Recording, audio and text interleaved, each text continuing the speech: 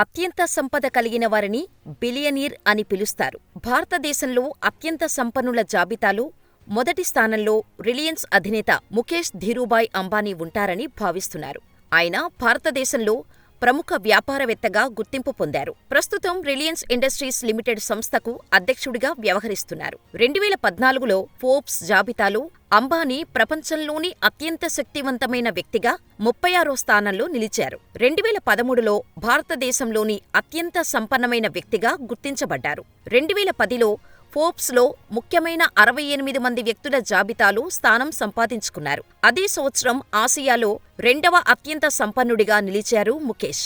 వరుసగా 9వ సంవత్సరం కూడా అంబానీ అత్యంత సంపన్న వ్యక్తిగా నిలిచారు. రిలయన్స్ సంస్థ ద్వారా భారత ప్రీమియర్ లీగులోని ముంబై ఇండియన్స్ జట్టుకు అంబానీ యజమాని. 2012లో ఫోర్బ్స్ జాబితా ఆయనను ప్రపంచంలోనే సంపన్న క్రీడా యజమానిగా వెల్లడించింది. అయితే 2025లో మాత్రం ఆయన పేరు టాప్ 5లో కూడా లేకపోవటం ఆశ్చర్యకరమైన విషయం. ఈ లిస్టులో టాప్ 1లో ఎలోన్ మస్క్ ఉన్నారు. ఇతను 1971 జూన్ 28న దక్షిణాఫ్రికాలోని ప్రెటోరియాలో జన్మించారు. తండ్రి ఎర్రల్ ఒక ఇంజనీర్ కాగా తల్లి మే కెనడాకు చెందిన మోడల్.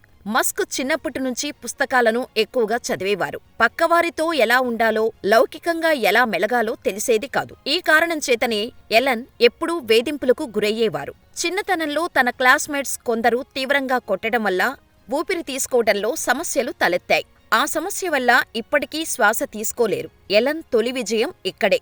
జనరేషన్ మారుతున్న కొద్దీ అన్ని వయసుల వారిలో ఆలోచన విధానం మారుతూ ఉంటుంది. కొత్తవాటిపై ఆసక్తి చూపిస్తుంటారు. అదే ఎలన్ 12ఏళ్ల వయసులో బ్లాస్టర్ అనే వీడియో గేమును తయారు చేసేలా ప్రేరేపించింది. పీసీ అండ్ ఆఫీస్ టెక్నాలజీ అనే పత్రిక దీనిని $500లకు కొనుగోలు చేసింది. 1995లో మస్క్ తన సోదరుడు కింబల్తో కలిసి జిప్2ని ప్రారంభించాడు. కొన్ని అవమానాల తర్వాత మస్క్ వాటా కింద $22 మిలియన్ వచ్చాయి. ఆ వయసులోనే అది భారీ విజయం. ఇదే ఉత్సాహంతో $10 మిలియన్ X.com అనే ఆన్లైన్ బ్యాంకింగ్ సర్వీస్ కంపెనీని ప్రారంభించాడు. వ్యాపారంలో రాటు తేలిన మస్క్ దీనిని పేమెంట్ గేట్వే పేపాల్కు అమ్మేశాడు. అంతేకాదు, ఎలన్ ఎప్పుడూ తెలివిగా ఆలోచించేవాడు. అందుకే ముందుగా చేసుకున్న ఒప్పందం ప్రకారం పేపాల్ సీఈఓగా పనిచేశాడు. ఇది సక్సెస్లో ఉన్నప్పుడే పేపాల్ను ఈబే కొనుగోలు చేసింది. అప్పటికే పేపాలులో అత్యధిక వాటాదారుడిగా మస్క్కు $165 మిలియన్ సంపాదించాడు. పేపాల్ అమ్మడానికి సరిగ్గా ఏడాది ముందు 2001లో ఎలాన్ మస్క్ మరో కొత్త ప్రాజెక్టును ప్రారంభించారు. దాని పేరు మార్స్ ఓయాసిస్. అంగారకుడి మానవ జీవనాన్ని సుసాధ్యం చేయటానికి ఎంతో అవసరమైన గ్రీన్ హౌస్ నిర్మాణానికి అత్యవసరమైన ప్రాజెక్ట్. అంగారకుడి పైకి వెళ్లాలంటే రాకెట్లు అవసరం. దీంతో రష్యాలో ఖండాంతర క్షిపణులను కొనుగోలు చేయాలని నిర్ణయించుకున్నాడు. దీనికోసం మాస్కో వెళ్లాడు.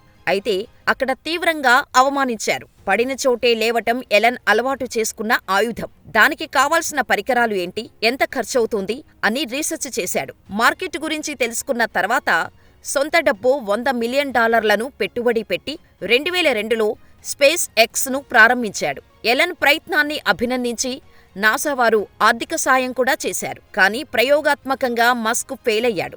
2006లో స్పేస్ ఎక్స్ తొలి రాకెట్ను ప్రయోగించగా అది 33 సెకన్లలోనే పేలిపోయింది. 2007, 2008లో చేసిన ప్రయోగాలు కూడా విఫలమయ్యాయి. దీంతో స్పేస్ ఎక్స్ దివాలా తీయడం ఖాయమని అందరూ భావించారు. కానీ చివరి ప్రయత్నంలో ఈ ప్రయోగం మస్క్ జీవితాన్ని మార్చేసింది. 2008లో ప్రయోగించిన ఫాల్కన్ 1 రాకెట్ విజయవంతంగా భూకక్షలోకి చేరింది. దీంతో అదే ఏడాది నాసా $1.6 బిలియన్ భారీ కాంట్రాక్టును స్పేస్ ఎక్స్కు అందజేసింది. ఈ కాంట్రాక్టు ప్రకారం అంతర్జాతీయ అంతరిక్ష కేంద్రానికి అవసరమైన సామగ్రిని తరలించాలి. దీనికోసం స్పేస్ ఎక్స్ ప్రయోగాలు చేస్తోంది. డిసెంబర్ 22, 2015లో పునర్వినియోగానికి అవకాశం ఉన్న రాకెట్ను ప్రయోగించింది. ఈ రాకెట్ విజయవంతంగా మళ్లీ భూకక్షలో నుంచి లాంచింగ్ ప్యాడ్ పైకి వచ్చింది. మానవ చరిత్రలో ఈ విధమైన ప్రయోగం విజయవంతం కావటం ఇదే మొదటిసారి.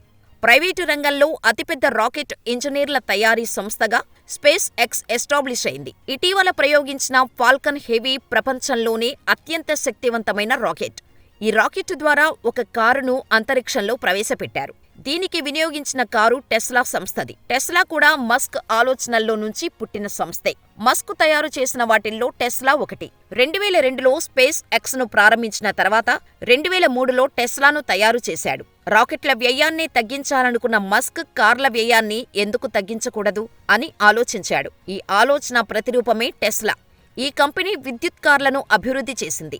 ఈ కంపెనీ తొలి కారు రోడ్స్టర్. అత్యంత వేగంగా దూసుకుపోయే ఈ కారు చాలా ఖరీదైంది. అయినా ఊహించని విధంగా భారీ విజయం సాధించింది. టెస్లా మోడల్ 3 కారును $35,000లకు అందజేస్తామని ప్రకటించింది. దీనికి రోజుకు 1800 బుకింగులు చొప్పున వచ్చాయి. 2017 నుంచి ఈ కారు మార్కెట్లో అందుబాటులోకి వచ్చింది. ఇదొక భారీ విజయం. ఇవే కాక solar city, Hyperloop, open AI, Neuralink, the boring company వంటి ప్రతిష్టాత్మక సంస్థలు మస్క్ మెదడులో నుంచి జీవం పోసుకున్నవే.